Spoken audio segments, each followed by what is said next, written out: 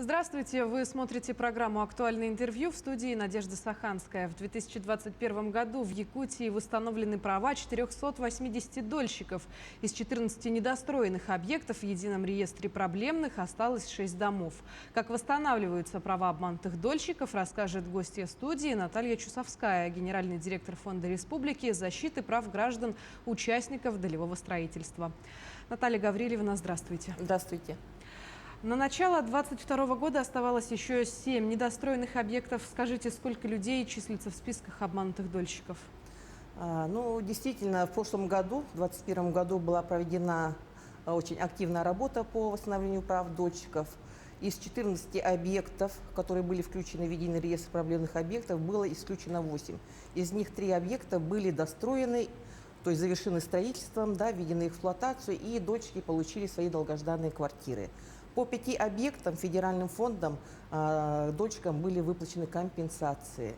На сегодня у нас в реестре проблемных объектов находится 5 многоквартирных домов, по которым, 4 объекта завершаются строительством республиканским фондом, то есть нами, и 5-й объект, это у нас по улице Кальвица, застройщика «Строймонтаж 2002».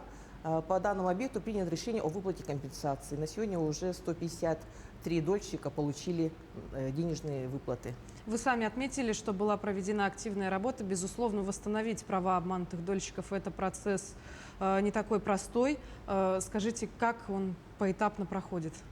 Необходимо ответить, что действующим законодательством предусмотрено несколько способов восстановления прав граждан. Например, после признания судом застройщика банкротом, по ходатайству субъекта можно включиться в программу Федерального фонда по восстановлению прав граждан. Условием участия в данной программе является как раз создание от субъектов региональных фондов и софинансирование за счет федерального фонда. Софинансирование нашей республики составляет 8%. По данной программе у нас от республики было включено 10 проблемных объектов, и на сегодня по этим 10 объектам уже решения приняты, по 6 объектам о выплате, по 4 объектам о выплате компенсации гражданам. Также есть способ восстановления прав граждан, также только когда застройщик станет банкротом, это путем создания жилищно-строительного кооператива из числа самих же обманутых дольщиков. И по республиканскому законодательству таким кооперативам предоставляется субсидия на завершение строительства. За прошедшие годы по такому механизму у нас 13 объектов было завершено строительством, и квартиры были переданы дольщикам. Напомню, самый последний, это, например, в 2020 году был последний введен объект по улице Автодорожная, достраивал ЖСК Автодорожная 19, как раз созданный из числа дольщиков. Также есть механизм привлечения инвестора-застройщика. Таким застройщикам в соответствии с законодательством предусмотрена такая преференция, как предоставление земельного участка, находящегося в государственной и муниципальной собственности, без торгов по договору аренды. Таким механизмом у нас был достроен объект по улице Каландрашвили, вторая очередь бывшего застройщика «Северная строительная компания». Инвестором-застройщиком выступила добросовестная организация «Застройщик Якутпромстрой». И как раз в прошлом году, в ноябре, этот объект был сдан в эксплуатацию, и наши обманутые дольщики справили свое новоселье как раз к Новому году. И также есть еще, извините, пожалуйста, конечно, есть еще есть механизм региональный, так сказать, когда застройщики достраивают собственными силами, без привлечения бюджетных средств. В этом случае республиканскими властями оказывается содействие в устранении всех проблемных моментов, которые препятствуют вводу объектов. Таким образом, у нас были введены, например, в прошлом году объекты «Алмазная корода Приполярья», и также объект Саха-паркинг. Но если говорить о работе последних лет, уже 3-й год в строительстве ведется проектное финансирование с использованием счетов эскроу. Что показала практика? Да, действительно, с июля 2019 года было введено понятие проектное финансирование, и все застройщики были обязаны перейти на этот механизм. То есть, что такое проектное финансирование? Застройщик, привлекая денежные средства граждан для строительства объекта, он не имеет права использовать эти средства лежат на счетах escrow. Застройщик может их взять только когда достроит объект и введет в эксплуатацию. Таким образом, денежные средства граждан сохранены, и, соответственно, конечно, по этим объектам риск признания их проблемной сводится к нулю, поскольку в случае чего, каких-то проблемных вопросов, то денежные средства граждан, целости и сохранности, они вернутся им. А в случае санкций как быть? Но в случае санкций, честно, по нашим 4 объектам, где Республиканский фонд выступает застройщиком, на сегодняшний день в ходе разработки проектно-сметной документации мы учли уже все эти нюансы, связанные с санкциями. То есть уже в проектах у нас предусмотрена замена строительных материалов, оборудования на материалы отечественного производства. А вообще такая ситуация может ли повлечь за собой рост числа обманутых дольщиков? Я думаю, что не должно, поскольку, значит, на сегодня правительством и Российской Федерации, да, принимаются все меры сдерживающие характера и меры, которые направлены на помощь застройщикам. Наталья Гаврилевна, скажите, если мы будем переходить на импортозамещение строительных материалов и все прочее, могут ли вот эти процессы существенно затормозить ввод зданий в эксплуатацию?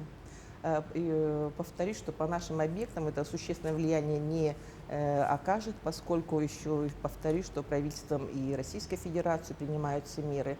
Например, если в случае в ходе строительства выявится потребность в увеличении стоимости, да, то, например, возможно прохождение, то есть увеличение сметной стоимости без повторной экспертизы.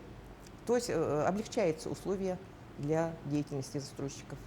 Скажите, а вот есть такие объекты, так называемые самострои, жилые дома, гаражи. Как работает ваш фонд в этом направлении?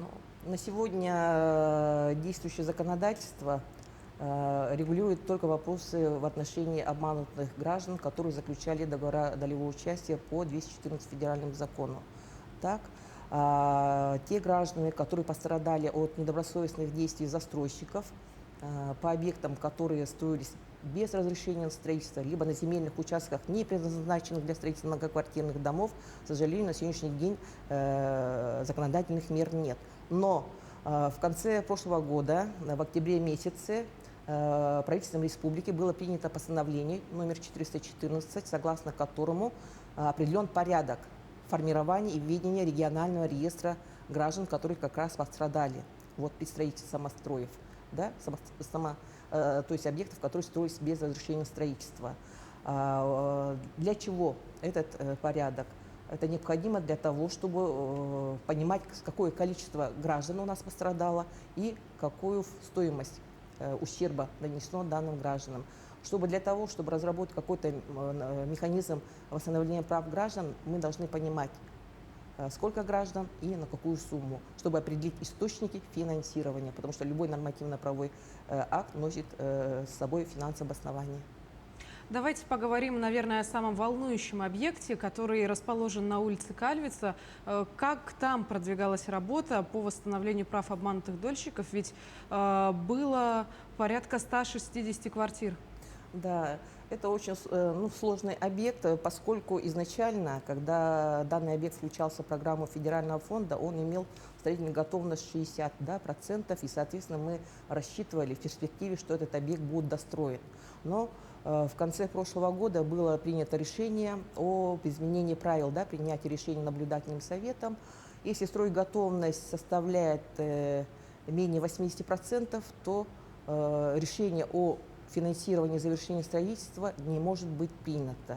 И, соответственно, по этому объекту в конце декабря было принято решение о выплате компенсации. Конечно, было сложно дольщикам разъяснить, что действительно изменилось законодательство, и было принято такое решение.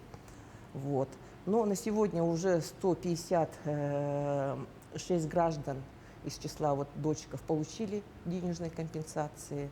Размер выплат был ориентировочно стоимость 1 квадратного метра где-то от 100 до 110 тысяч рублей. На сегодня права граждан-дольщиков по Кальвице восстановлены именно путем выплаты компенсации.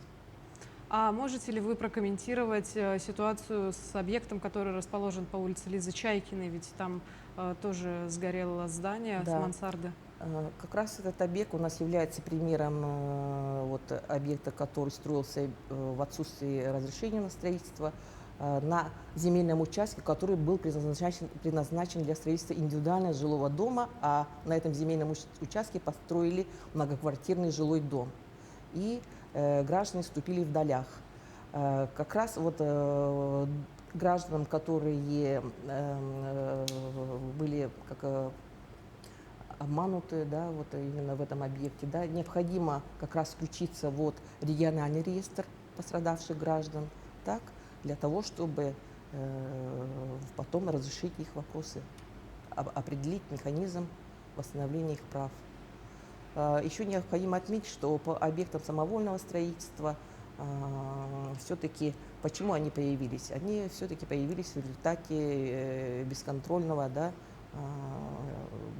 отсутствие контроля со стороны органов местного управления, почему объекты строились, что за объекты, почему на земельном участке, где должен быть частный дом, строится многоквартирный дом.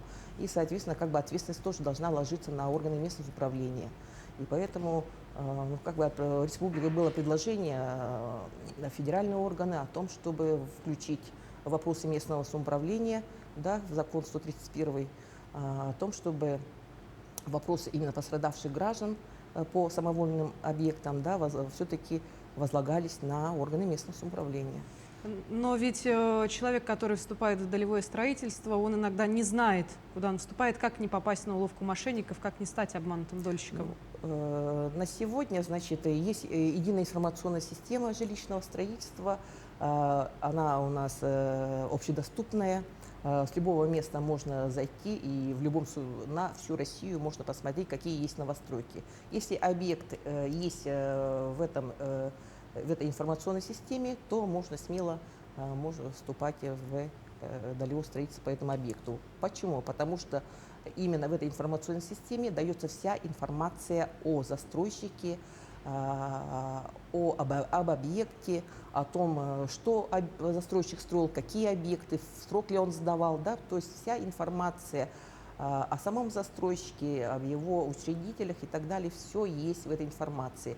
То есть, если ранее такой информации не было и граждане как бы вступали в долевое строительство там, где дешевле, и попадались на удочки мошенников, то на сегодняшний день вот такая система есть, где можно узнать все и про все.